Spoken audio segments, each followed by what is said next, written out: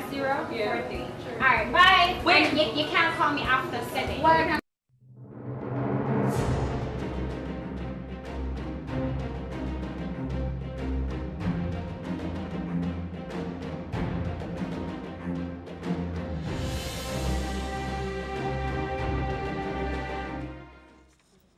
I'm going to leave welcome and opening remarks and defer them and return to that after.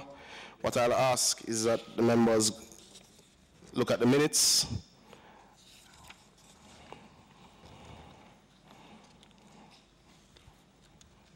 Is it fair to assume they were reviewed previously?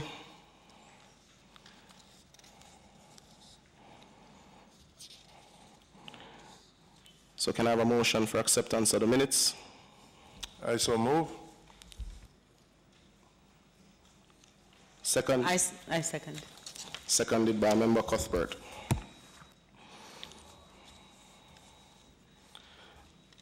Are there matters arising from the minutes, members?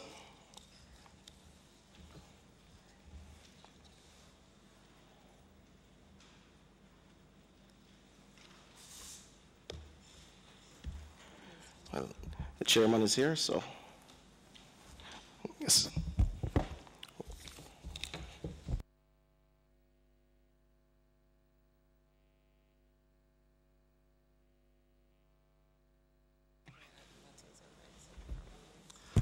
Good morning, everyone. Thank you, Senator Samuda. Let me use the opportunity to apologize for being late. We are at matters arising. We are at matters arising? Yes. Matters arising from the minutes? There are no matters arising from the minutes. Matters for discussion. We have with us this morning representatives from the Credit Info Jamaica Limited, the Jamaican Bar Association, and Slash Roots Foundation. These are all here? All members here? Okay, we're going to start with Credit Info Jamaica Limited, and I just want to ask that you identify yourself and members of the team. Hi, my name is Craig Stephen. I'm the CEO of Credit Info Jamaica Limited. My name is Roy Dean Graham, attorney at law from Samuda & Johnson, representative with Credit Info Jamaica as well.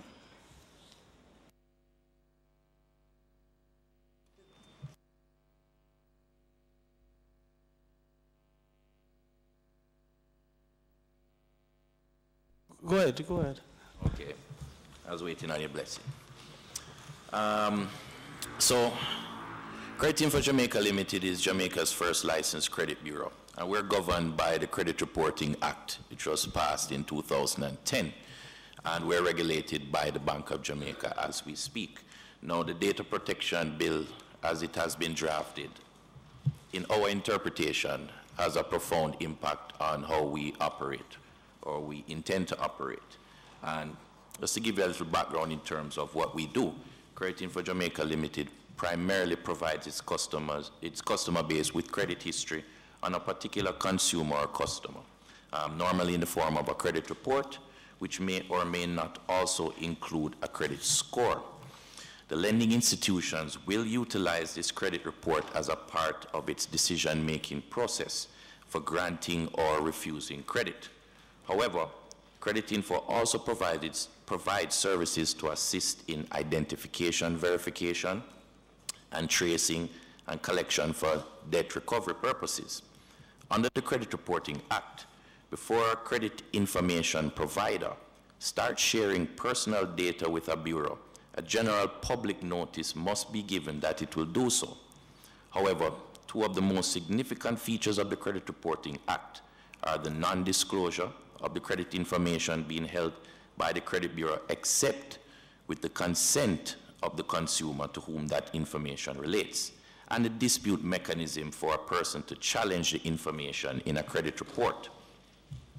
So we start with the effects on the credit reporting regime in terms of what this data protection bill may have.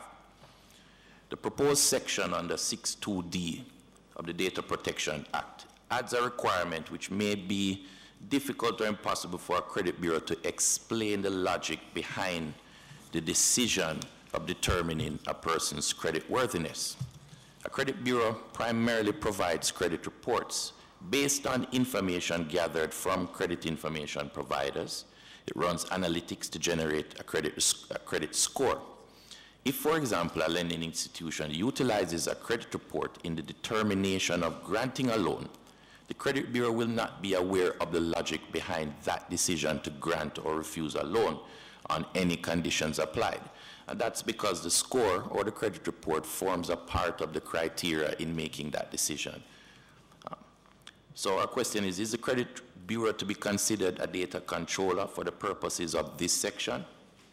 Should this be answered in the positive, the credit bureau only creates a credit report based on the information, personal data in relation to the particular subject. We seek clear guidelines on whether this provision is applicable to the credit bureaus. And we wish to highlight that Section 15 of the Credit Reporting Act already provides for the disclosures to persons by a credit bureau upon written request, free of charge, all information pertaining to that consumer in the credit bureau's custody, possession, or control. Our second concern is under Section 10 of the Data Protection Act. This in effect would allow an individual to write to a data controller to cease or not to begin processing of their personal information on a number of grounds. That ground that the processing of the data is causing or likely to cause substantial damage or distress is problematic because this is subjective. This provision may cause difficulties in the operation of the Credit Reporting Act, as persons may determine that a credit report or any credit information may negatively affect their access to financing. In the event that the credit bureau can rely on the ground of legitimate interest for the processing of data under Section 23(1) of the Data Protection Act, this is a legal basis on which credit reference agencies in the UK are allowed to process data without the consent of the data subject, then we would not be opposed to Section 10(1) in its current form. As we noticed, there was a similarity between how our legislation was drafted and the UK legislation. And in the UK, there is also specific legislation to guide credit reporting, but there is a seeming harmony between those two acts, which we'll get into later. Now, our third concern is over Section 12, which, in our view, the term decision is not defined, and we are of the view that it is open to interpretation in light of the exempt decisions outlined in the section. Therefore, any action taken by the data controller in relation to an individual may be considered to be a decision. This will affect the credit bureau's core function of collecting credit information and arranging it in the form of a credit report and credit score, and this process is solely computer generated.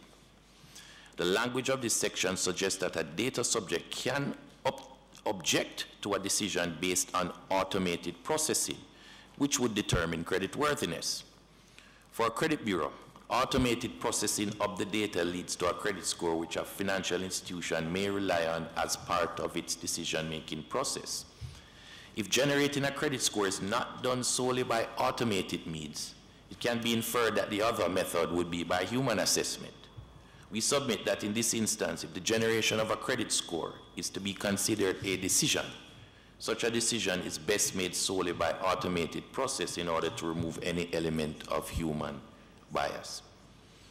If the data subject requires an explanation from the financial institution after a decision has been made, perhaps not to grant a loan, and this credit score was a major part of that decision, we do support that a data subject having the right to an explanation of that decision being given to him or her. But we would strongly recommend, however, that the processing of data be done by credit bureaus be considered as an exempt decision.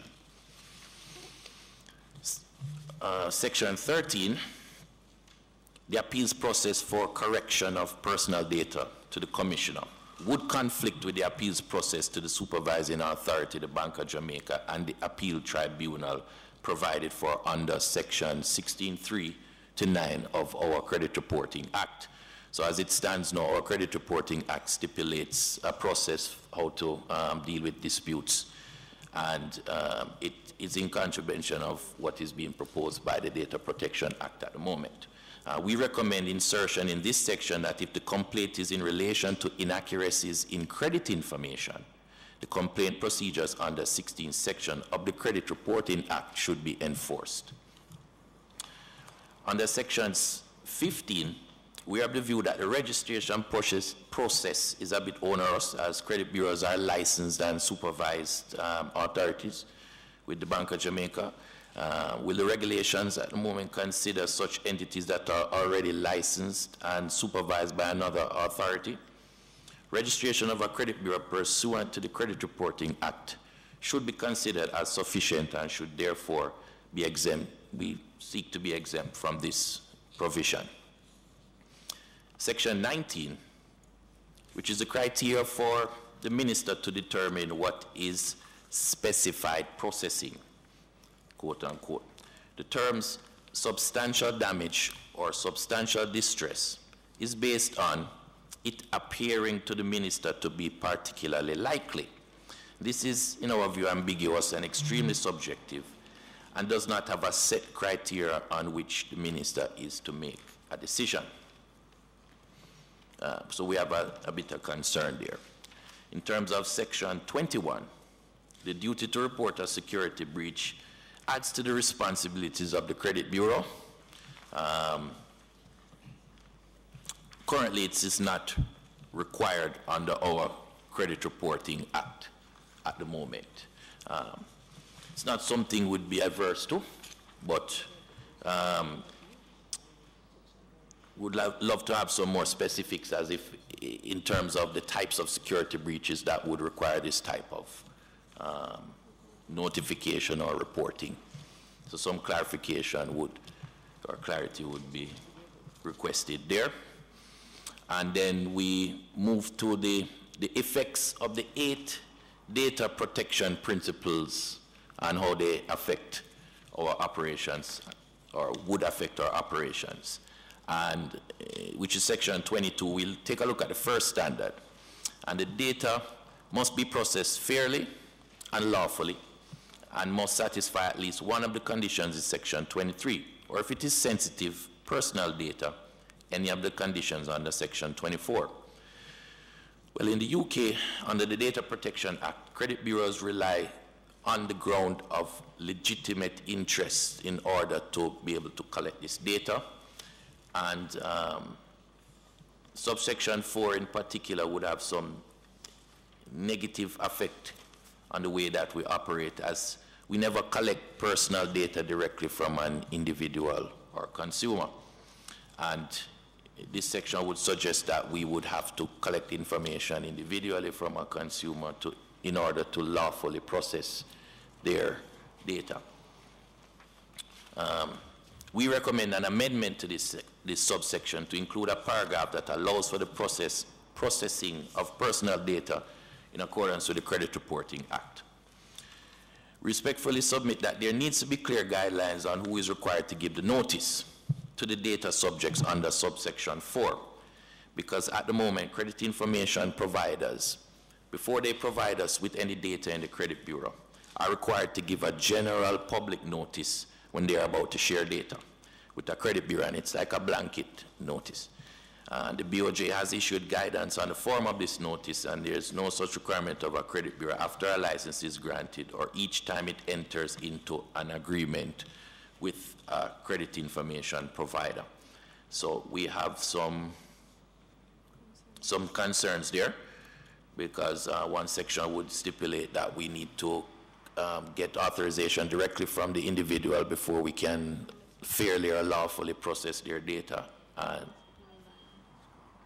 Right.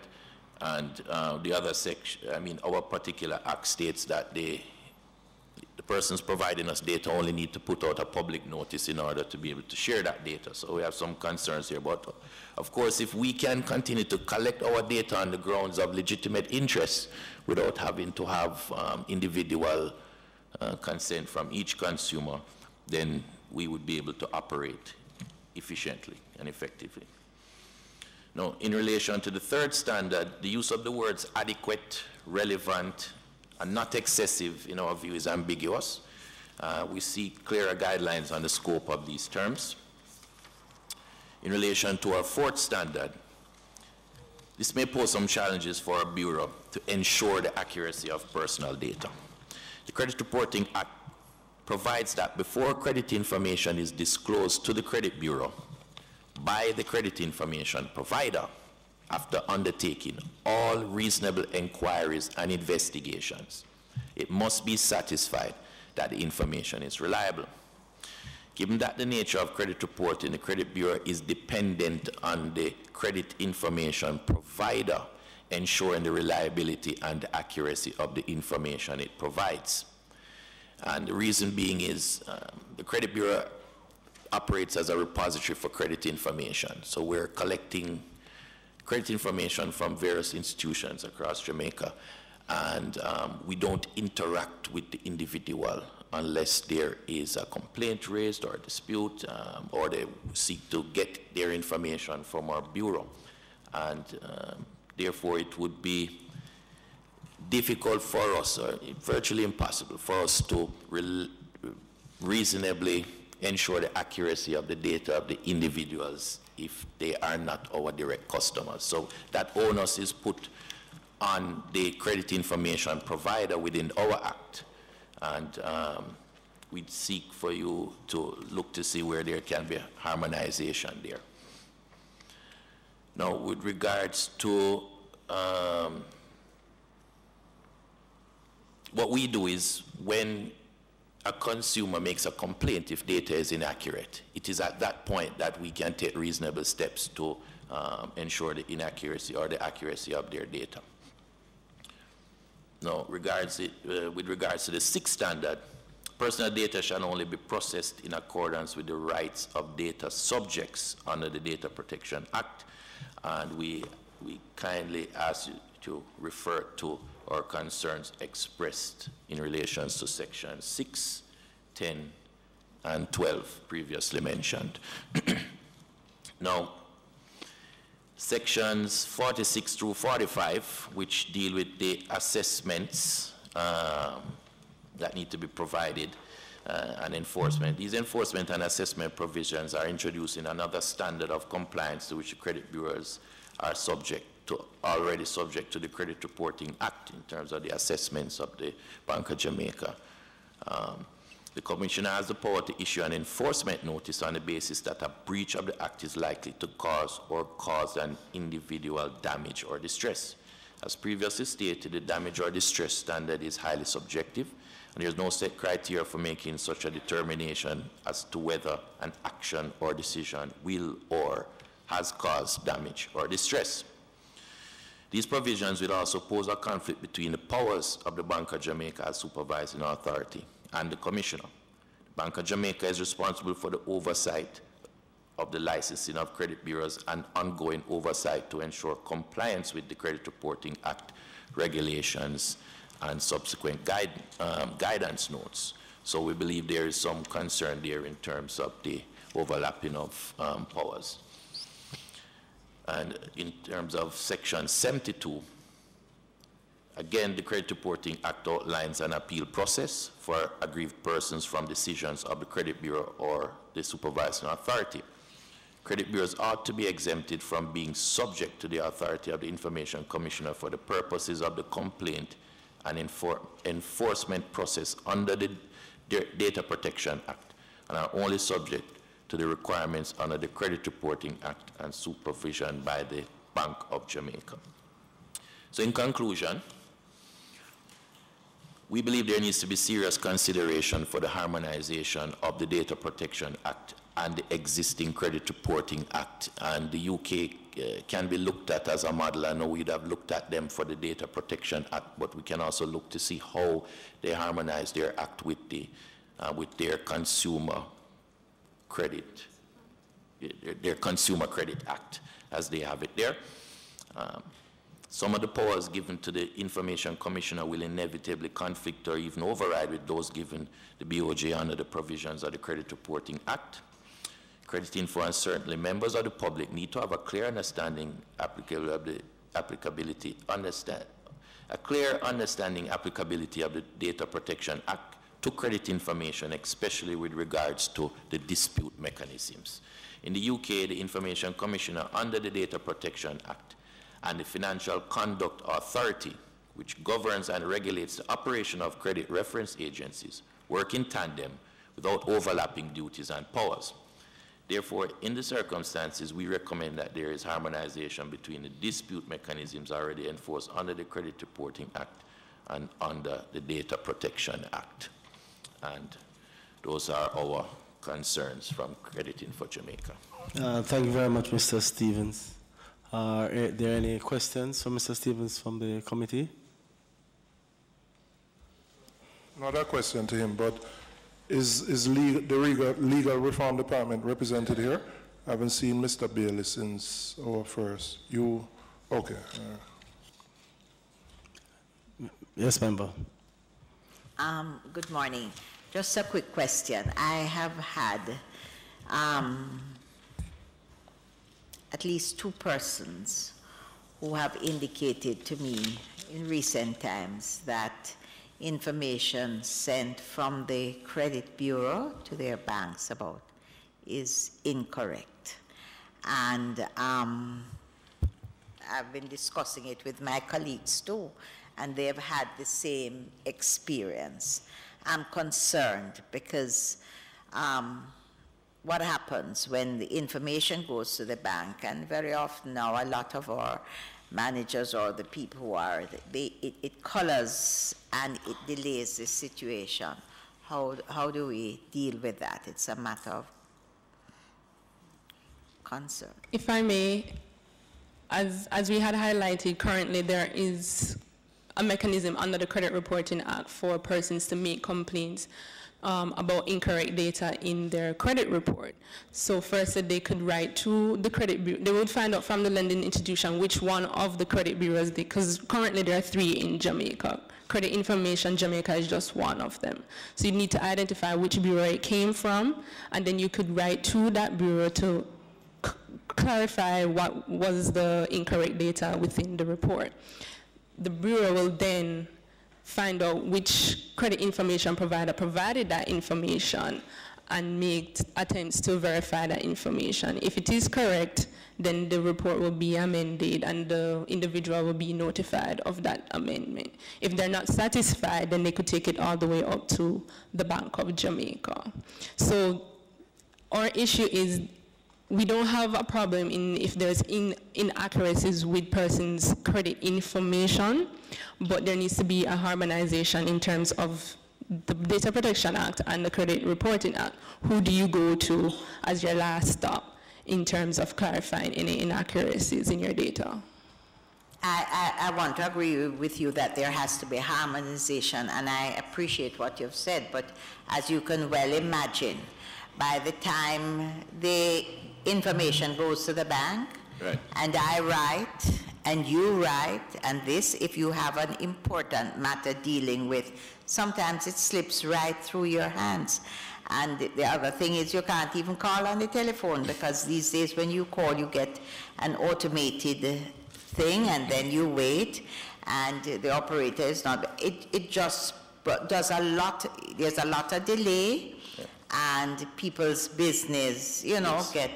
Yes, I note your concerns, and Roy Dean would have brought the legal perspective in terms of what your recourse is. But from an operational perspective, it's just to understand what a credit bureau is and how it collects data. And even though we produce a credit report to a financial institution, the data that is on the report comes from those same financial institutions. All we do is regurgitate or put it together, collate it in a more user-friendly manner. So the information itself is not created by the credit bureau. And when there are inaccuracies, people can be negatively affected by it. And that's just natural with the system. In the United States, which has developed over 40, 50 years, they are not without their challenges.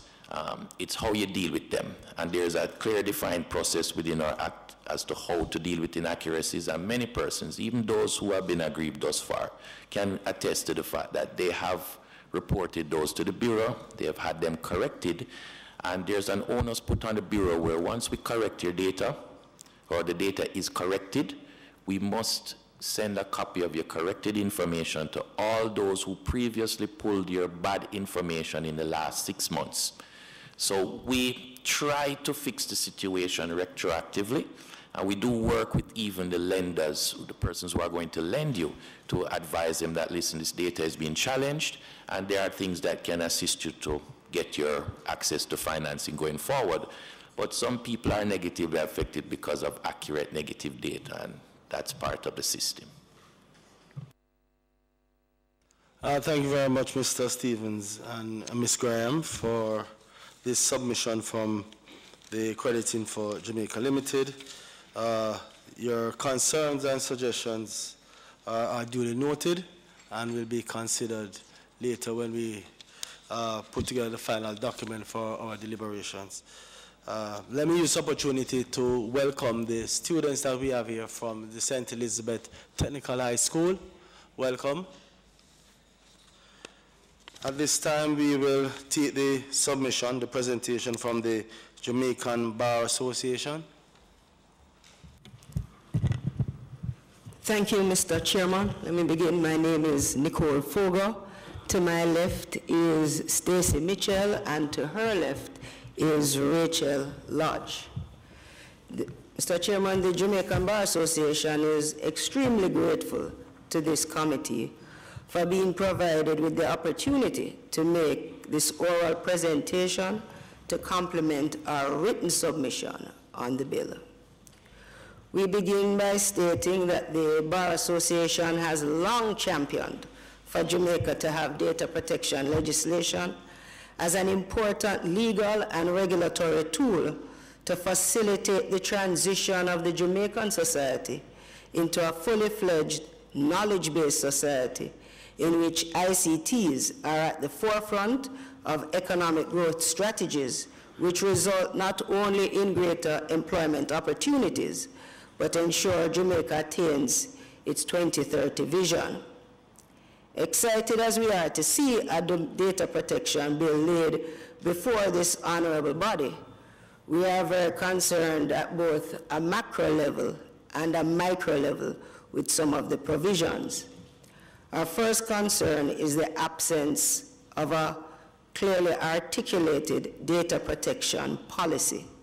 We believe the policy would contextualize the bill in relation to the Telecommunications Act, Cybercrimes Act, Interception of Communications Act, Access to Information Act, Electronic Transactions Act, and the National Identification and Registration Act.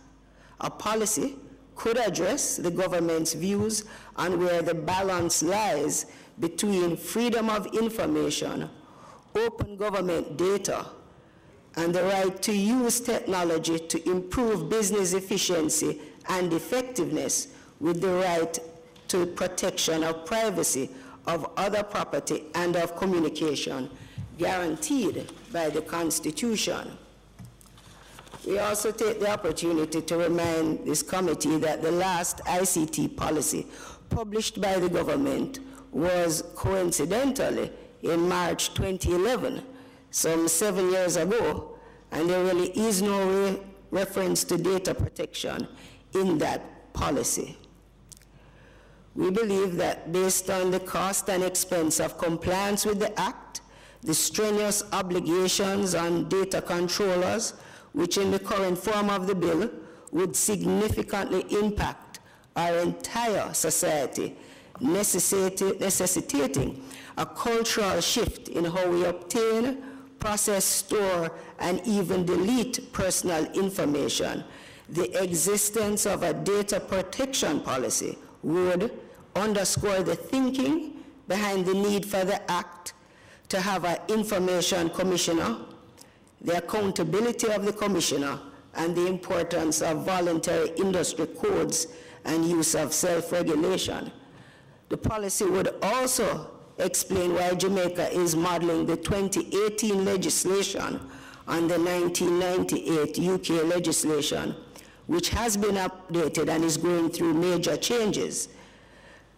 We believe also that a policy could better explain the government's decision to model Jamaica's data protection legislation on UK EU standards and principles, as opposed to the data protection standards and principles used in the US, which is Jamaica's largest trading partner, and the country to which Jamaica transfers the most personal data.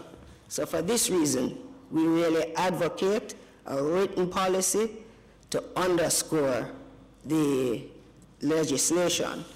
Now, apart from that, we are concerned that the requirements placed on data controllers and even data protection officers are unnecessarily stringent in the context of compliance by small to medium-sized entities as well as micro-organizations. We support the position that regulation should be on a tiered basis and that at certain micro-level organizations should not need to register with the commissioner. The government should be careful not to over-regulate. Compliance is the goal, not punishment for breaches. The implementation of provisions which would be overwhelming to regulate, difficult and costly for micro and small businesses to comply with, and unwieldy to enforce, may result in widespread flagrant disregard of the law. The other thing we're concerned with is that there's nothing in the bill which addresses harmonization of data protection standards and principles with CARICOM. This is problematic since CARICOM is a trade bloc, and the government should ensure that the data protection legislation implemented harmonizes with that of its Caribbean neighbors and signatories to the Economic Partnership Agreement. We also believe that the bill should be modeled on millennial data protection legislation. We do not believe the bill in its current form takes into considerations current trends and attitudes towards personal information and is woefully inadequate in addressing the following very topical issues, namely the right to be forgotten, which allows data subjects the right to request the deletion of personal data where there is no reason for its continued processing. Under the Jamaican bill, although Section 13 provides for rectification, including destruction and erasure of data, this only applies as is required to correct inaccuracies in data that has already been collected.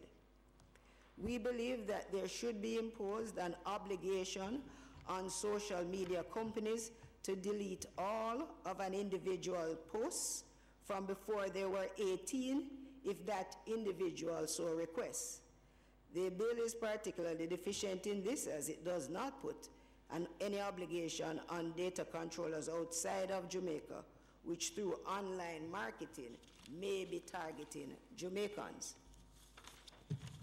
We also advocate for the right to data portability, giving data subjects the right to obtain and reuse their personal data in whichever way they choose across different services and between different companies.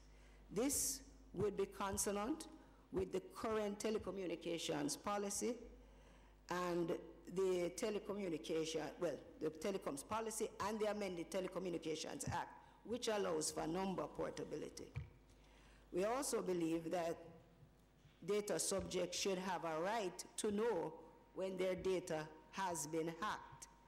The bill should take cognizance of growing concerns regarding cybersecurity and ensure that data subjects have a right to be informed of a personal data breach leading to the destruction, loss, alteration, unauthorized disclosure of or access to personal data. We also believe that there should be provision in the bill relating to explicit consent. We note that Section 11 of the bill puts the onus on the data subject to opt out, as opposed to the onus being on the data controller to get explicit consent. Companies should be required to obtain explicit consent from data subjects when the data subject's sensitive personal data is being processed. Many websites automatically add individuals' data to email and call lists and give options to opt out of being added to these lists by ticking boxes. Consideration should be given to data controllers operating websites to obtain explicit consent from data subjects to opt into being put on call and email lists and being made aware of their information as to who it will be passed on to, especially to marketing companies. Now, those are general comments. In relation to the specific comments, we highlight just a few. One of which is we recommend caution on the adoption of definition of terms which would have evolved over the past 20 years, because even in the UK, the definition of personal data is being expanded to include IP addresses, cookies, and biometric data, and we support the broader definition. We also note that in Section 1(2) of the bill, the minister may specify different dates for bringing this act into operation as regards different types of data. We believe that more is needed and that the minister should have the right to bring in different provisions at different dates and not simply the different types of notices that would be affected, because we believe there are going to be issues in relation to implementation. The next thing which we have identified is the definition of commissioner.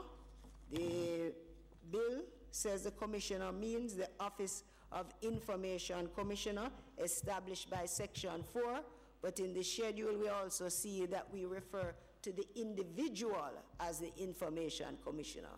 And so we believe that there is danger of confusion as to who is being referred to in different sections of the Act.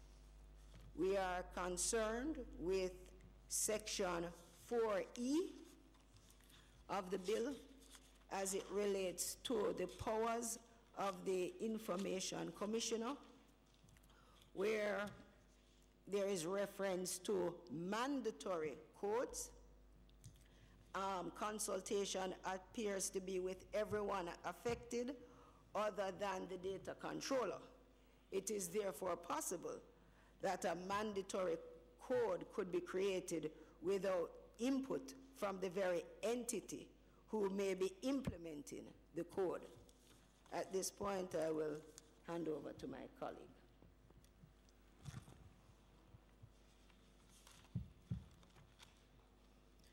There is in Section 9 at 9.3 what I think is a measure of confusion. It speaks to,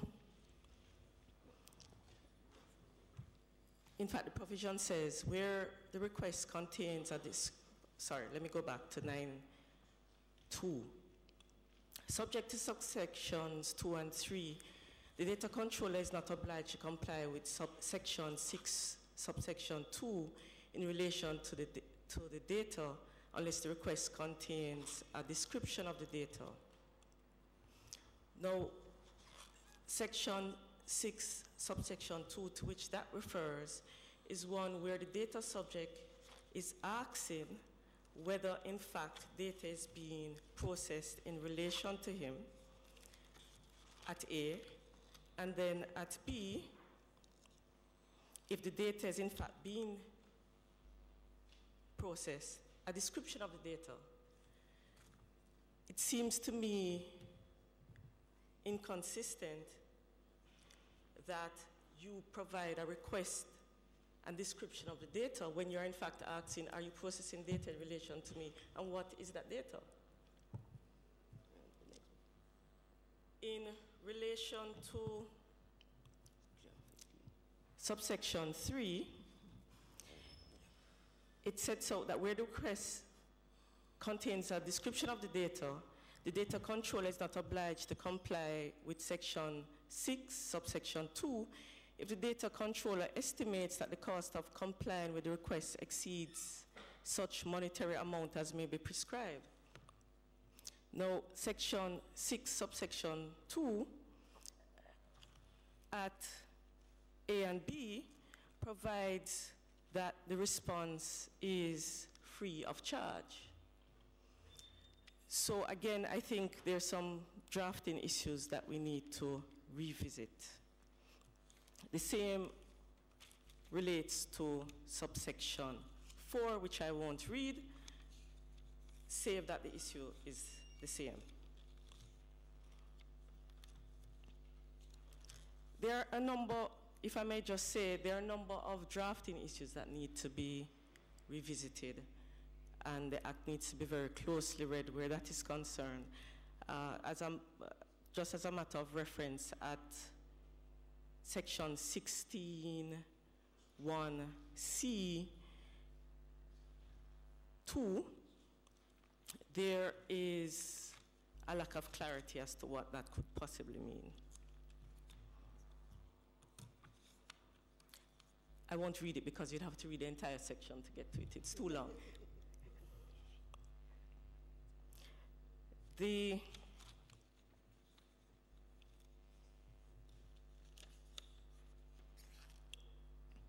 Earlier, my friend spoke to how onerous these provisions are in relation to micro entities. And I think what we need to be clear about is that this Act, in our view, is framed in a way that suggests that the data controllers are all large entities. When we look at what data processing is, and that is defined in the Act, just having the information is processing it. Process relates to, in relation to data, means obtaining, recording, storing. So if your mechanic keeps a little notebook in which he writes down the name and the contact details of his customers, he's a data controller. Now, my mechanic, unfortunately, doesn't use my services. So he is unlikely to know that this impacts him. And yet, when you go to the regulation, to the enforcement of this, if he's processing data without registering, he may be subject to a fine of $2 million or 3 years imprisonment in the parish court.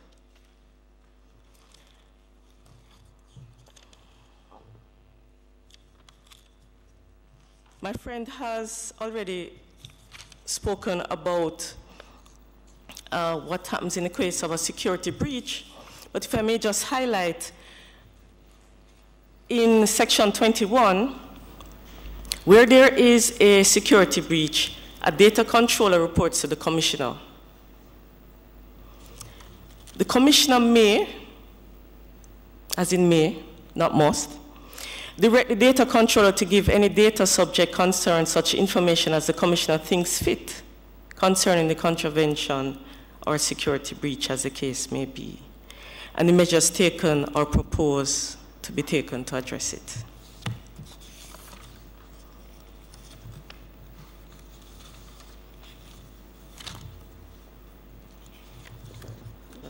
Do the rest of it.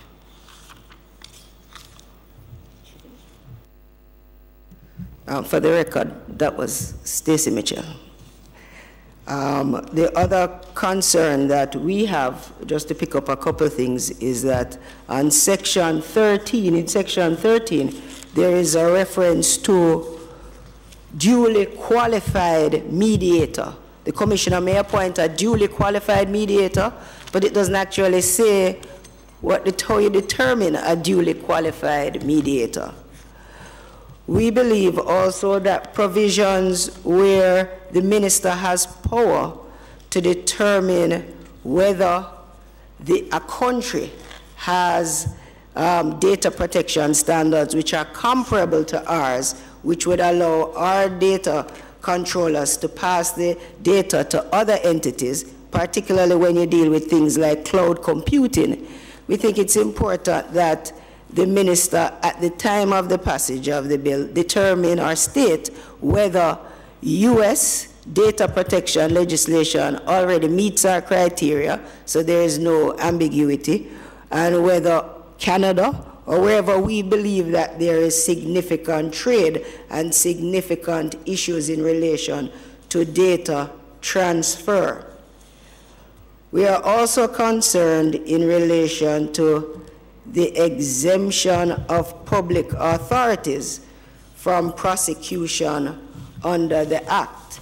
We are certainly of the view that since public authorities are the largest data collectors, that they should have and should be liable for their data processing, and that exemption of the largest data controller is highly problematic.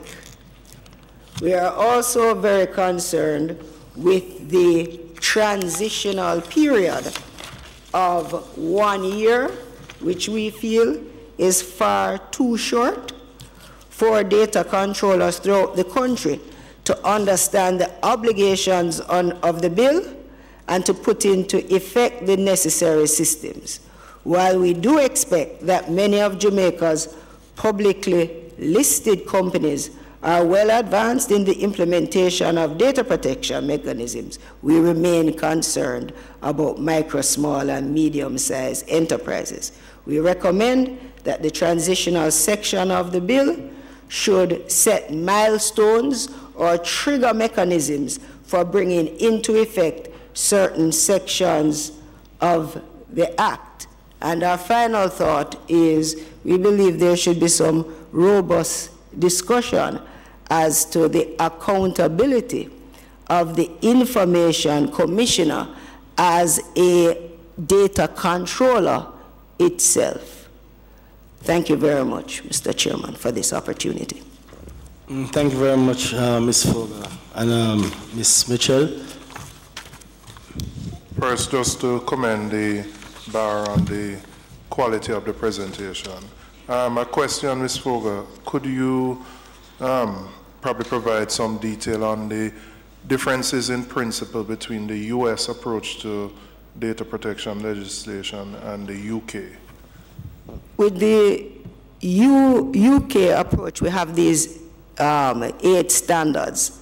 My understanding in relation to any data transfer, as I have seen it, you need some kind of safe harbor provisions to ensure how we deal with the data.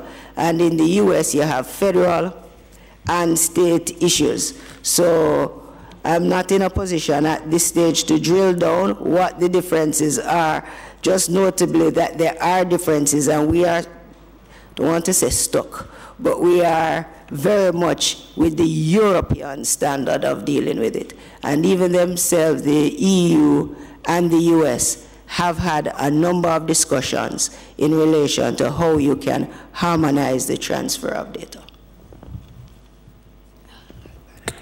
Mr. Chairman, through you, I want to thank the bar also for their intervention, and I'm particularly happy that the plight and the dilemma of the sole operator, as you so graphically demonstrated using the example of your mechanic, has been highlighted. I do agree that if we had an overall policy document, it might guide us. But one of the things that I want to ask is if we were to exclude a sector from the society, would we be undermining the overall efficacy of the legislation, firstly? And secondly, one of the presenters has suggested that perhaps the way that we could deal with that is to look at creating a template, a simple form of compliance that could be signed on to by persons. What are your thoughts on that? Well, as an advocate of data protection, I do not believe there is a problem with exempting the section. The issue, let's recall, with a lot of data protection, our issue is the individual doesn't have the opportunity to interface with that mass entity that is collecting and processing the data.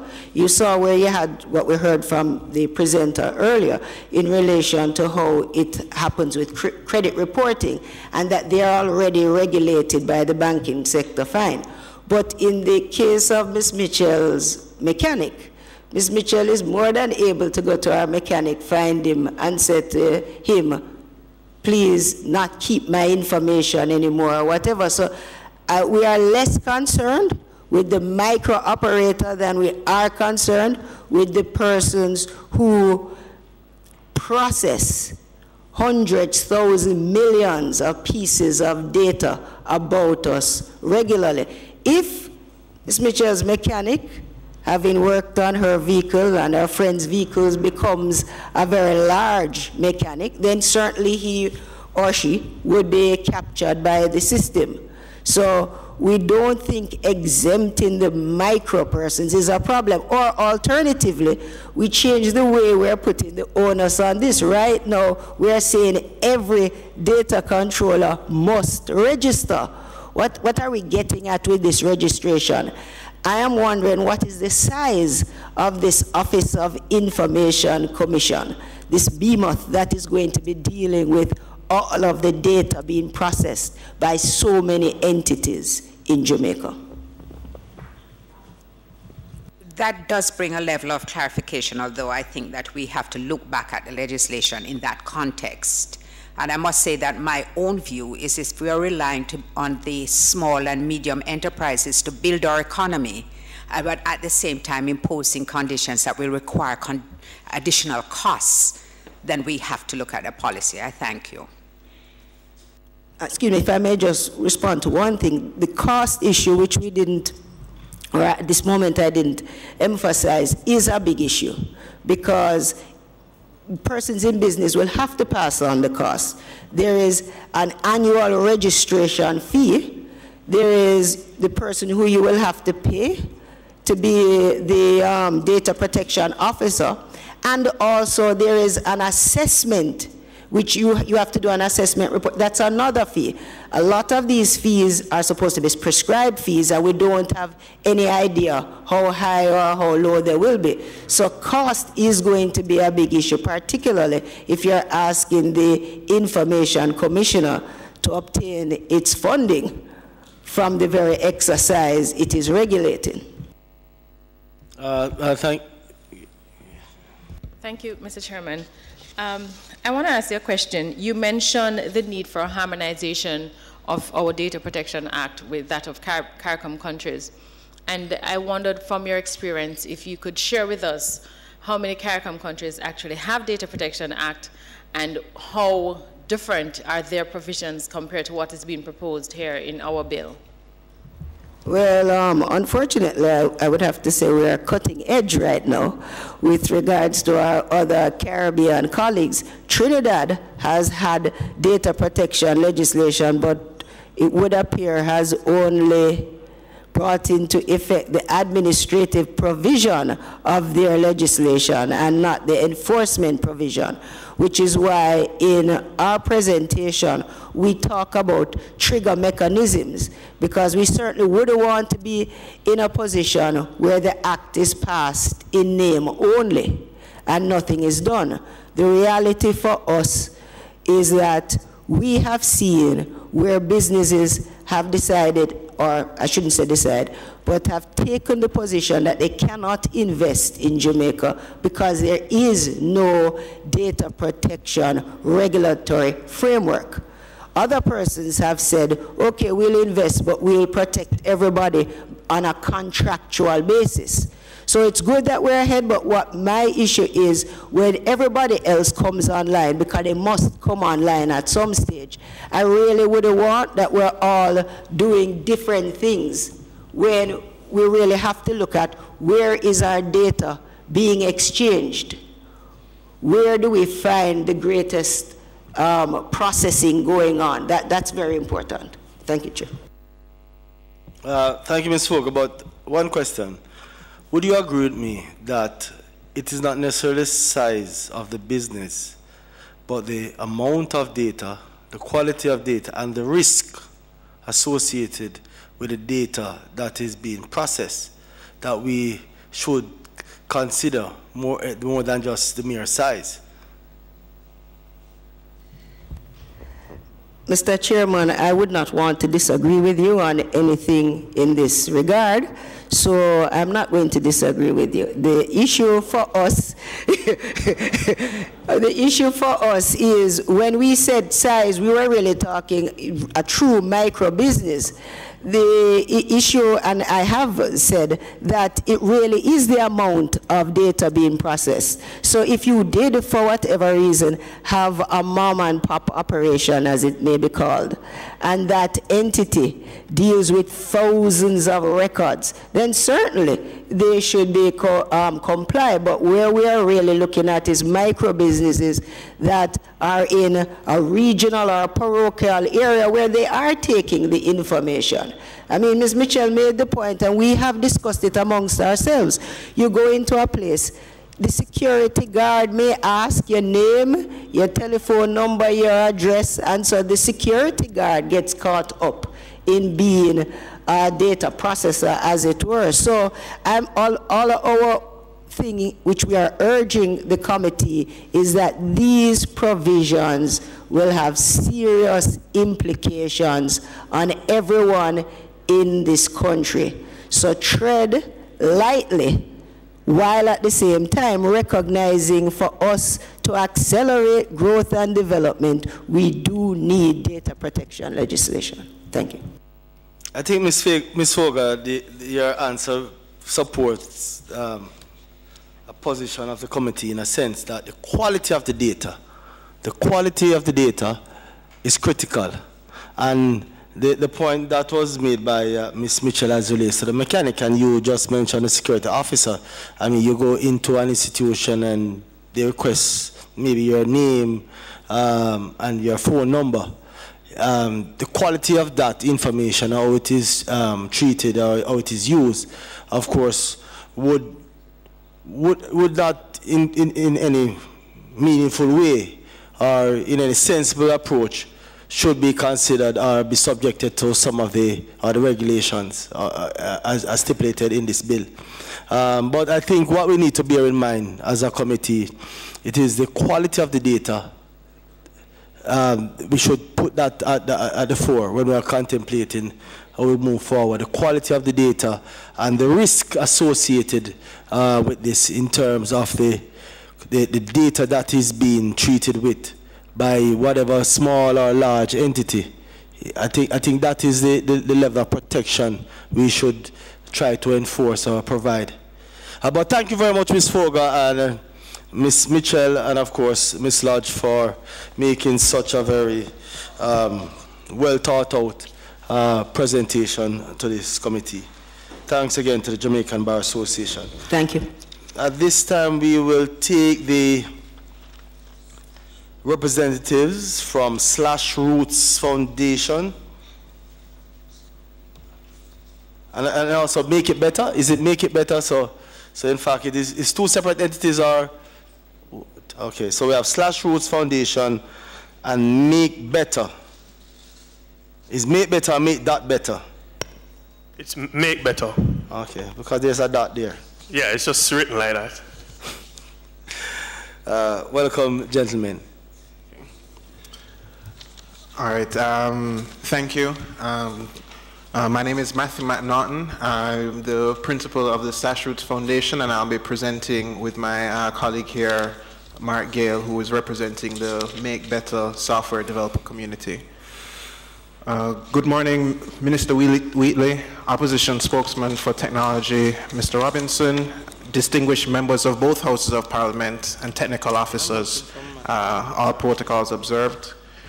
I represent an organization that uses the principles and practices of the digital age to work towards creating a more equitable and inclusive Caribbean society.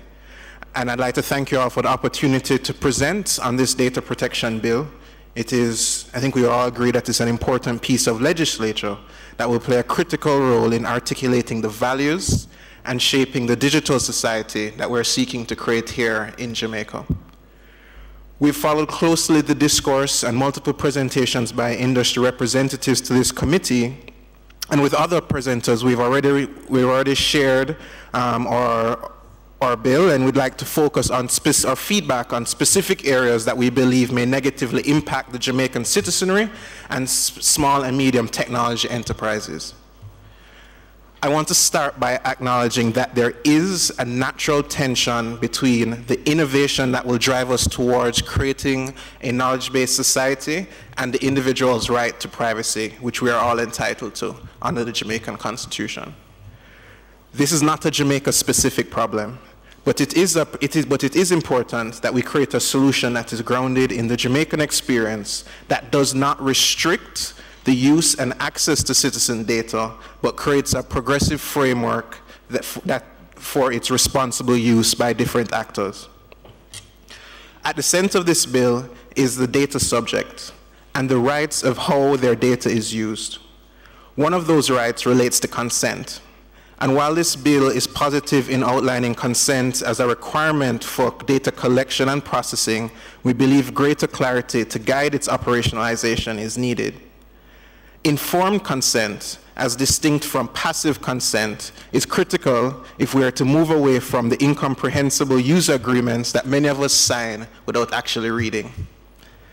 The EU's GDPR, which has already been mentioned by previous presenters here, does a good job of articulating consent, a consent model that works in our digital reality. Our first proposal, therefore, is that the definition of consent be broadened to include informed consent, a consent model that is specific, informed by the subject, unambiguous, and is communicated in clear language, that is disaggregated or disbundled from the user agreement. And so what that really means is that when specific tasks that are needed to be done, then that is where the consent should be associated, as opposed to some general agreement that people sign when they begin a relationship with an entity. However, in contextualizing consent to the Jamaican reality, we must make it practical for the data subject and the controller. And the reality is that there are many scenarios where the data subject may be difficult to reach or prefer not to be contacted each time a new data transaction is required. To give a specific example, we have been doing quite a bit of work with RADA and the JAS to modernize the digital infrastructure for the agriculture sector here in Jamaica. And you might imagine that it would be difficult to get, there are 200,000 farmers in Jamaica, and in the case of a hurricane or some other type of benefit that is being passed out to the community, it would be unreasonable to expect that RADA should, or any of those agencies should go and seek consent from each of those farmers before we make those benefits available to them within the context of those services. And while I do recognize that this creates a contradiction between making consent specific as well as rather than as opposed to making it an opt-in, more broadband of thinking about it, I do feel that we do have to find a way that works for the various use cases that exist in our country context. Secondly, I think it is important that within the context of this bill and the creation of the Office of the Information Commissioner, that it is created as a digital-first organization. And what I mean by that is that all interfaces to the commissioner should facilitate some type of digital channel. whether this is through capturing consent, either to the commissioner or to a particular data subject, or in interfaces that require registration, updating of audits, etc. All of those sources should facilitate an information, all of those channels should facilitate an information channel for the public. Thirdly, we believe that it is important that the bill recognizes various classes and categories of data use in the Jamaican context. I think this is something that has been brought up by multiple presenters. But I would want to maybe kind of provide another example. I suspect that many of the persons on the commission, for example, have children. Some of them may be old enough to have ideas for products or the desire to build the next Facebook or Google. Let us suppose for a moment that they have begun to pursue that idea. According to the bill as drafted under Part 3, the requirements of the data controller, before your son or daughter could test that idea with users or even take the information of prospective customers, they would need to register with this data commissioner. They would need to provide information on the data that they are likely to collect, even as they're trying to develop their product. They would have to appoint a data protection officer, or at least engage someone in providing that service, pay some fee, and within 11 months submit an audit on their activities. I suspect many of us would agree that that does not align with the spirit that this bill hopes to create. Furthermore, in every community across Jamaica, there's a cook shop, sometimes multiple on the same road. In many of these cook shops, the persons that are running it will take the names of their customers for orders or keep record of customers who trust our food. According to this bill, all of those cook shops will need to register with this commissioner, submit an annual audit, or become liable for a fee due to non-compliance if they don't submit to that.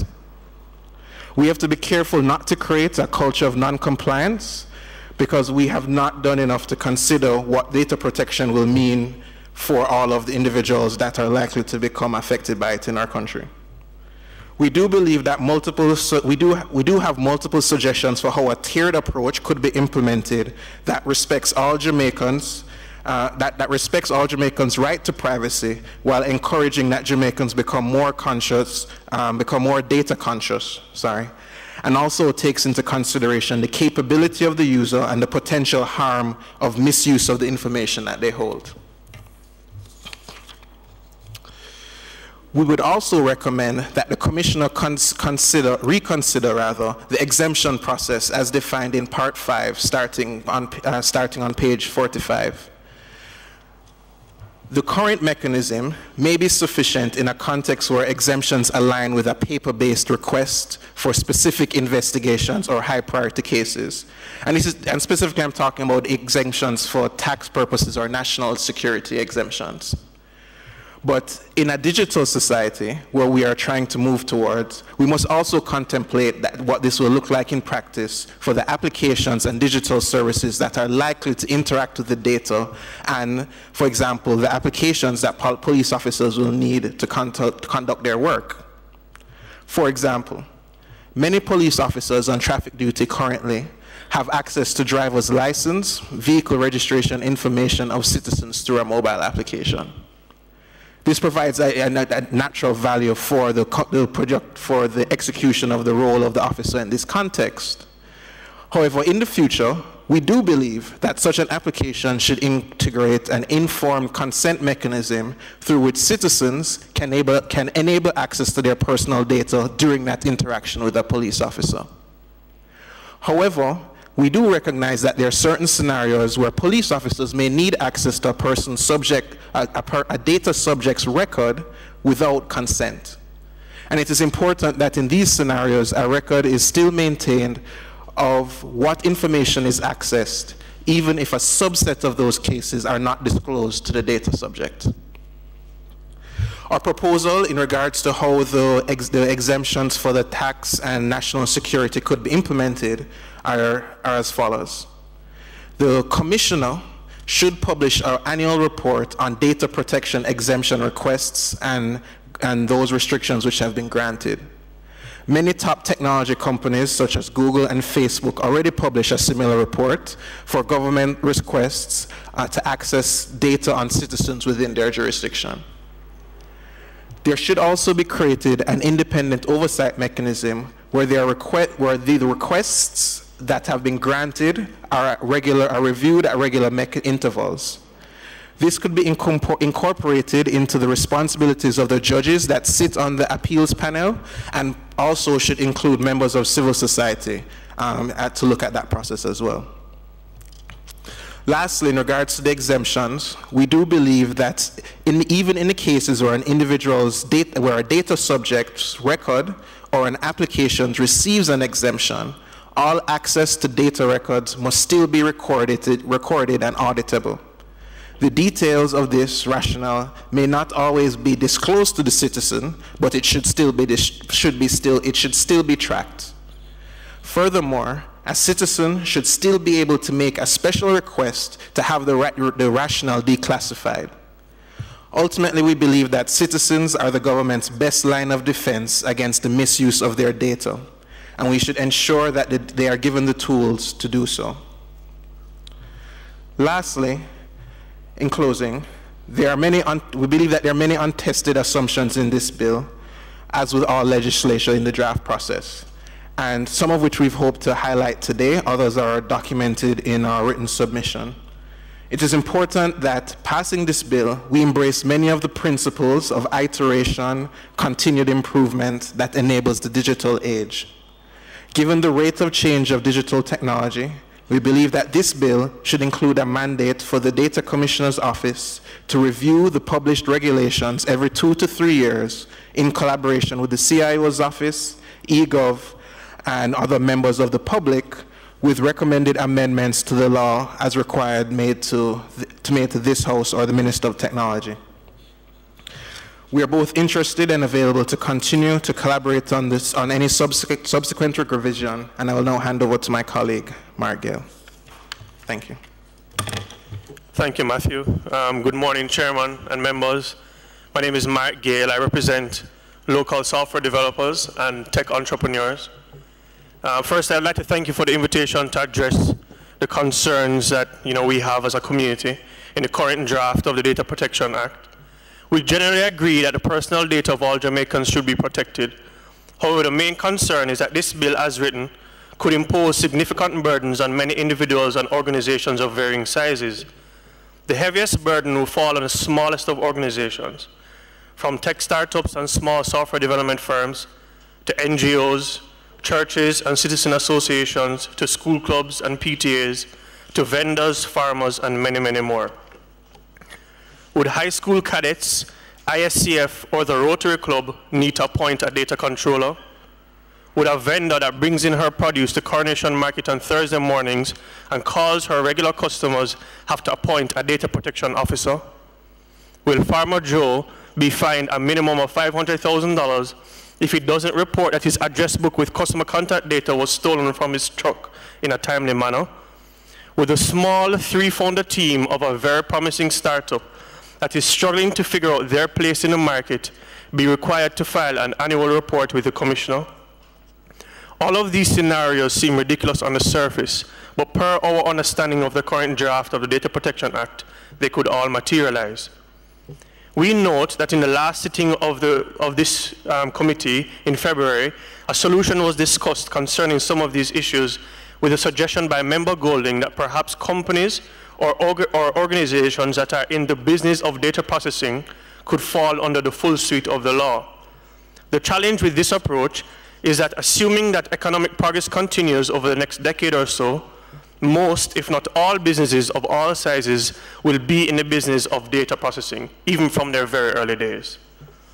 So, we suggest an alternative tiered approach to the applicability of the Act, linked to inflation-indexed revenue. Examples of such tiers can be as follows, and again, these are just examples. The committee can, use their discretion on how, what the exact numbers are. But the first tier would be the exempt tier, where all organizations with annual revenue of less than or equal to $500 million Jamaican would be exempt. These organizations will still be required to communicate to data subjects the information that is being collected on them, and what will be done with that data. The second tier is a limited tier. All organizations with annual revenue greater than $500 million, but less than or equal to $2 billion would apply in this tier. These organizations will be required to initially register with the Commission and specify the personal data they are collecting and processing that has been held for longer than 1 year. They would not be required to submit annual data protection audits. The third tier is a fully compliant tier. All organizations with annual revenue in excess of $2 billion. These organizations must be fully compliant with the data protection requirements. As others have pointed out, due to the vast amount of personal data that the government collects and processes about Jamaicans, we don't believe that any government ministry, department, or agency, including the Commission, should be wholesale exempted from prosecution. We are not opposed to special provisions granted under specific national security grounds, but we believe the framework for these exemptions should be communicated clearly for all Jamaicans to fully understand, and they should be easily accessible online. Proper checks and balances should be put in place for abuses, even under the guise of national security. According to with regards to section 31, where it speaks about the 8th standard, the 8th standard is that personal data shall not be transferred to a state or territory outside of Jamaica unless that state or territory ensures an adequate level of protection for the rights and freedoms of data subjects in relation to the processing of personal data. That's what the provision, that 8th standard reads. The fundamental challenge we have with this specification is that, as written, it forbids any and all Jamaican companies or organizations from transferring data to US companies that are not GDPR compliant. The US is the largest producer of some of the most innovative tech products and services in the world. This would put the entire Jamaican tech sector and businesses in general at a significant competitive disadvantage. One of the best practices for software development today is the use of third-party services as needed. Many of these are free or very competitively priced. In fact, it is this infrastructure that is widely credited with the enabling of the most recent tech boom of the last decade and a half. Startups no longer have to worry about huge capital outlays for buying servers and networking equipment. They can rent competing resources from some of the largest tech companies on the planet for US cents per hour. Most large cloud providers don't provision servers in the Caribbean due to our small size relative to other locales like the EU. If the US does not subscribe to GDPR standards, which would ultimately force all US tech companies to implement company-wide GDPR compliant features, the Jamaican tech sector and businesses in general and consumers could end up priced out of currently affordable and competitive services, or the service they receive could be significantly deteriorated relative to the service they currently receive. So one example, one of the largest cloud providers in the world is Amazon. So specifically, how could this affect Jamaicans and Jamaican companies? Amazon could take one of 4 routes. Amazon could decide that the added cost of compliance to support Jamaican companies and Caribbean businesses and consumers is not worth it, and just drop us all together. It is possible, but it's not likely because, well, the likelihood does depend on how big the business from the Caribbean is, which is hard to tell. Another route that Amazon could take is that they could decide to roll out a GDPR compliant service just for Jamaica or the Caribbean. This is also possible, but not likely, given that to date, Amazon hasn't ever rolled out Caribbean-specific services. All Caribbean traffic to Amazon goes to their US-based servers by default. The third route that Amazon could take is that they could reroute all traffic to EU servers which are GDPR compliant.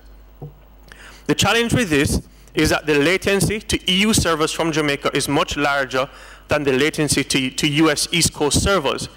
Latency is the time it takes for the smallest unit of data to travel a round trip from and back to the sender. The impact of this is that all services that Jamaicans now enjoy that depend on Amazon or any other cloud service immediately become slower and almost intolerable, even including Netflix. This actually is the most likely scenario. the fourth scenario is that Amazon could decide to convert all their services, including the default US East ones that most Jamaicans use, to be GDPR compliant. This is possible, but it's not likely. All of the above would also apply to all US-based web services we use, from productivity tools like Google Docs, Dropbox, and Microsoft Office 365, to analytics tools like Google Analytics or Crazy Egg, to the recently inked deal with the Ministry of Tourism and Airbnb, and many other tools and services that many organizations and individuals use and depend on. We therefore recommend that this provision is scrapped entirely, otherwise we risk inadvertently forcing non-compliance. During the last JSC meeting in February that featured the Broadcasting Commission, the issue of extraterritorial provisions being included was brought up. It is our view that any such provisions may have a deleterious effect on the nurturing of a local tech sector or on the consumption of any tech services by Jamaicans, primarily because of the consequences addressed above concerning restrictions on transferring data outside of Jamaica. We therefore also recommend that no extraterritorial provisions be included in the Act.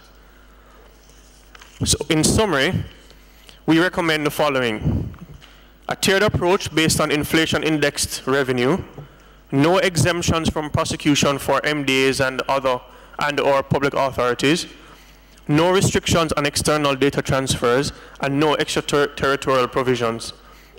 The concern for the bill, generally speaking, is, as written, if this legislation was a law in the US when Mark Zuckerberg was at Harvard, he would likely have gone to or still be in jail. We have a few questions for the committee from the legislation. One, who is a data protection officer? Is this person an internally appointed employee, or is this person the equivalent of a chartered accountant that audits the accounting books of a company? Two, can a subject request two types of data from an organization about themselves? Free data and fee data. Section 5 leaves it a little ambiguous, or it does indicate that this is the case, but so that's why we're seeking clarity. Our understanding is free data is a description of the personal data collected, the purposes of which that data is being processed, and who the data may be disclosed to. Whereas fee data, that is data that the data subject pays a fee to, is more detailed information about their data, which will include the source of the data and processing info about the data. Who will receive that fee? Is it the data controller or the commission? Number 3, does the Act apply to all data or just health and educational data? Does it treat health and educational data differently? Section 2 specified health and educational data, so it does raise some ambiguity. Number 4, can permanent form from section 7.1 also mean permanent digital form, i.e. an email, a DVD, or some other form of permanent digital media? Or does this mean paper only? Thank you.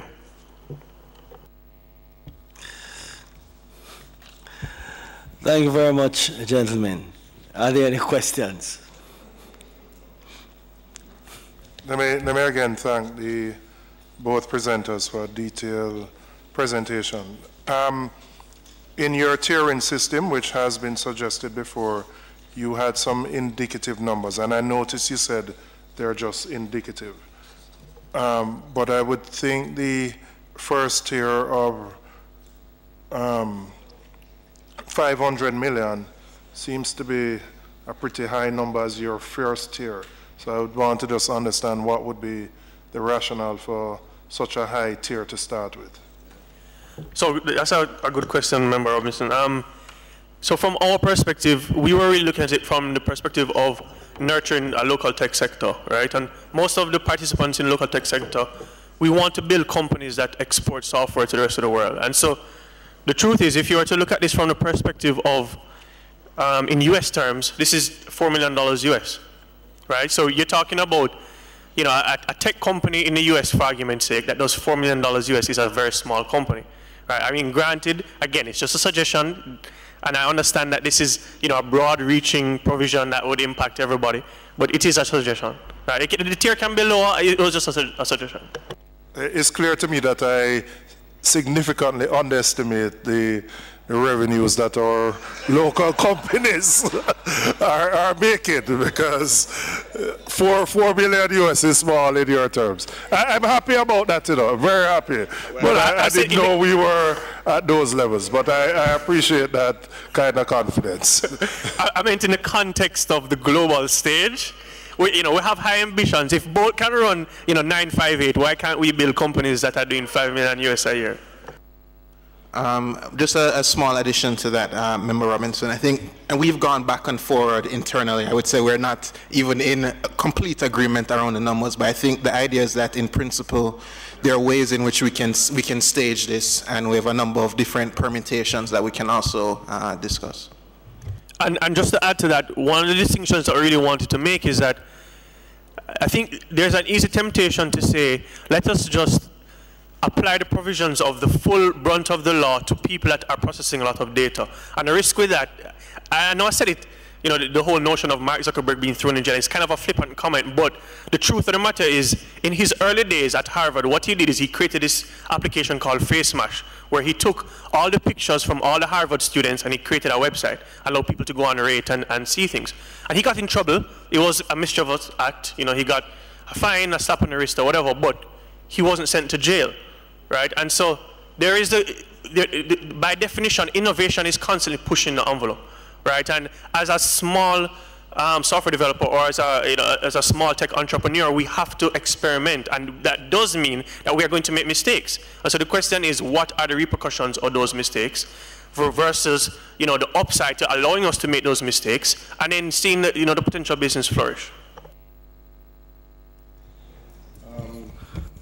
Yes, I truly support your position. I just want to make a suggestion. As it relates to a GCT collector, there's a system that is in place, a threshold that is in place for persons who will have to be registered as a GCT collector. I think we could look at that principle as a guide going forward. Fair enough. I think it's like $3 million, right? Right. So anything.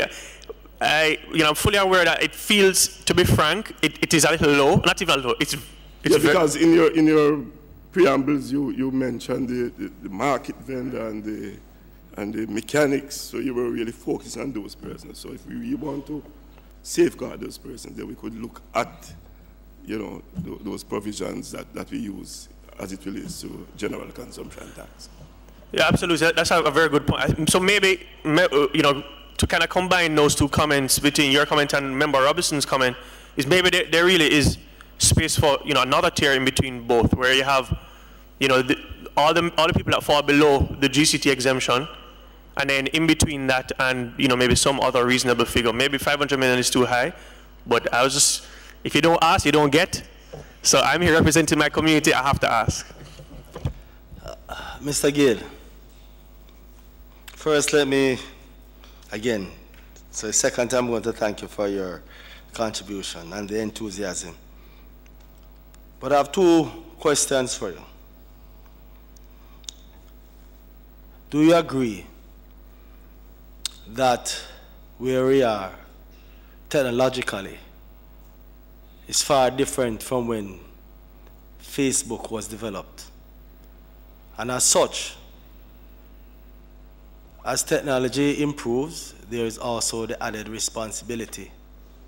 And do you agree that because of innovation, because of the incorporation of ICTs, that the legislative framework must be such as to not only guide, but to protect our citizens as we encourage them to utilize technology?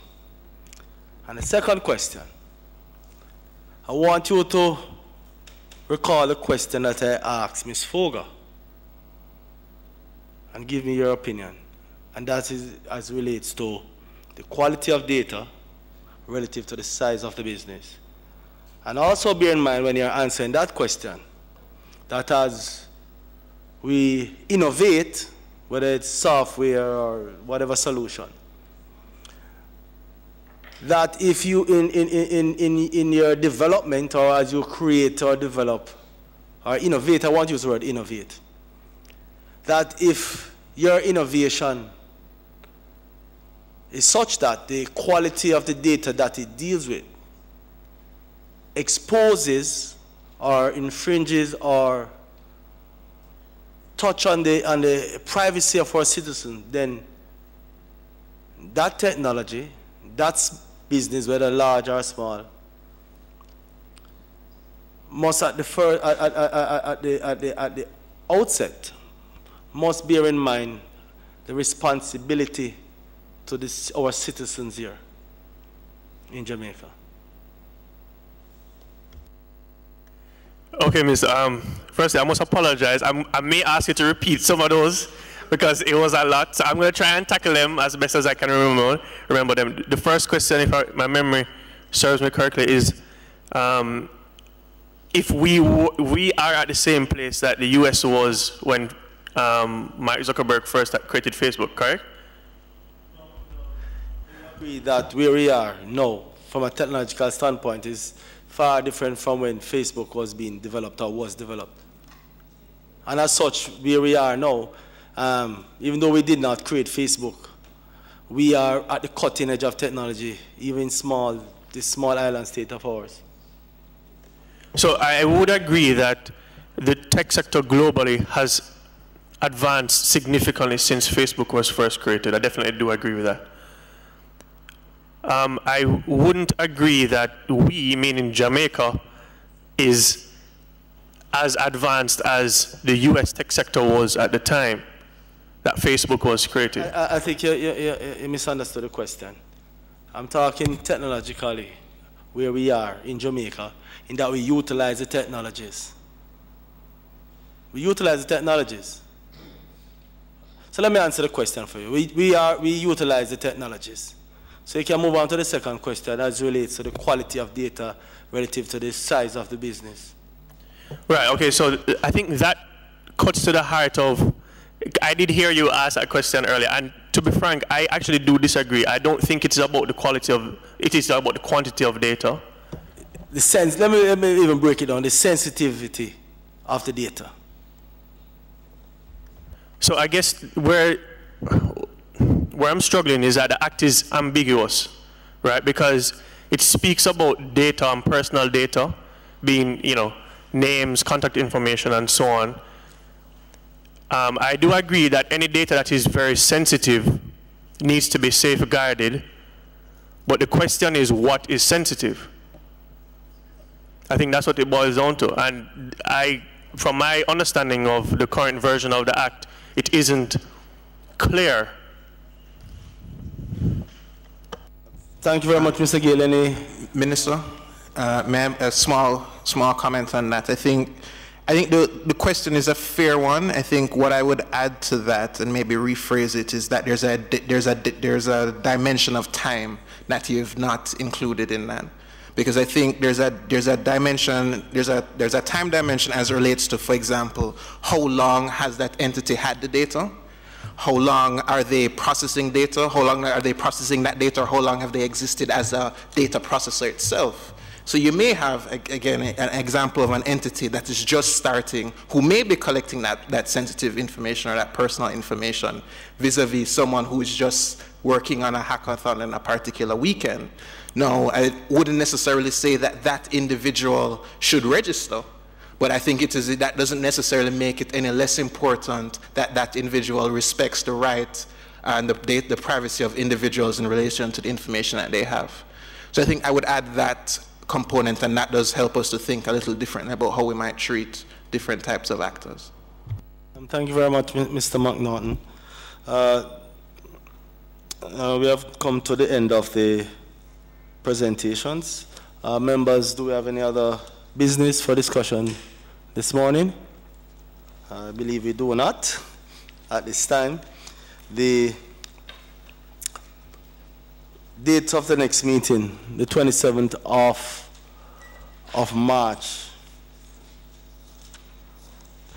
So that is being proposed, the 27th of March, 2 weeks from today. And I believe we will be having Parliament in the afternoon. So, on the 27th. On the 21st, the Wednesday of the previous week. Let me use this opportunity to thank the groups that came here this morning and made some very useful presentations. And I must say that we really are grateful and pleased to see the level of participation from all different levels. This is a very critical piece of legislation, and as representatives of the people, we are very pleased to see this high level of participation. And so I want to use this opportunity to thank the representatives from Credit Info Jamaica Limited, the Jamaican Bar Association, and Slash Roots Foundation, as well as Make Better. I also want to use this opportunity to thank our team, representatives from the Office of the Parliamentary Council, Attorney General's Chambers, Legal Reform Department, and of course, the Ministry of Science, Energy, and Technology. I'd also like to thank the team here at the Houses of Parliament for providing us with the necessary support for us to be able to have this committee up and running and ensure that we get the necessary data, necessary information, the submissions on time, and of course the accuracy of the minutes. There be no other matter for discussion this morning. Kind of a motion for us to adjourn until the 27th. I so move. Moved by Member Robinson, seconded by Member Witter. Those in favor? Those against? Ayes have it. Thank you all.